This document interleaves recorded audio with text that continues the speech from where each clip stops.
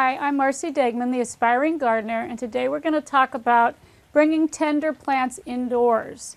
Now that can be houseplants that have been outside for the summer. That can mean plants like cannas and dahlias that you have to dig up and bring in.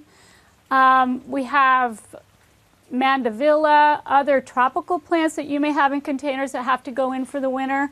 So what you want to do is right before the weather turns really cold, you've got to do this stuff, because as soon as the weather drops down and you have frost, you're either going to have damage to bulbs and roots, and plants are going to go either dormant or they're going to already start declining. So what you want to do is say, in most areas it'll be October.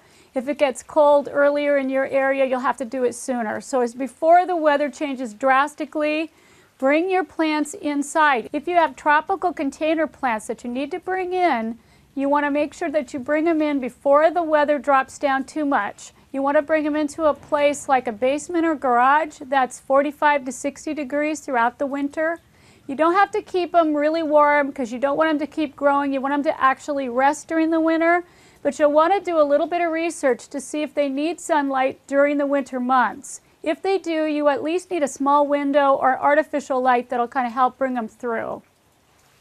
If you have things like dahlias and canna bulbs and you want to make sure that they don't freeze over the winter or rot in wet areas, one thing you can do, you can use a pot, you can use a crate, you can use chicken wire, anything that you can hold a loose material into, you can put those things.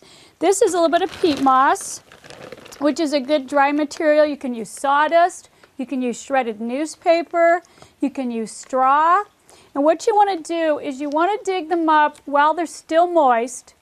Let them dry out a little bit, but the biggest mistake is most of the time people will dry them out completely and then they never come back out of it. So while they're still plump, think of a yam when you go to the store to pick out a yam and it's still kind of got that moist feel to it, but yet it's dry on the surface. That's what you want them to be like. And during the winter you want to add just a little bit of moisture so they never dry completely out. So that's the best way that you can keep things like that. House plants that have come in, same thing. Don't wait till the weather has already turned cold. If that happens, you may already have the plant in decline. So what you want to do is bring it in before the weather changes. The nights are maybe 60 degrees. Bring them inside. That way the home temperature, maybe it's going to be a little warmer in there, but it'll be a little bit closer to what the plant's going to have at night. So whatever you do, bring your plants in before the cold weather. Don't forget to check them through the winter, see if they need light, see if they need a little moisture, and they'll be great to put back out in the spring.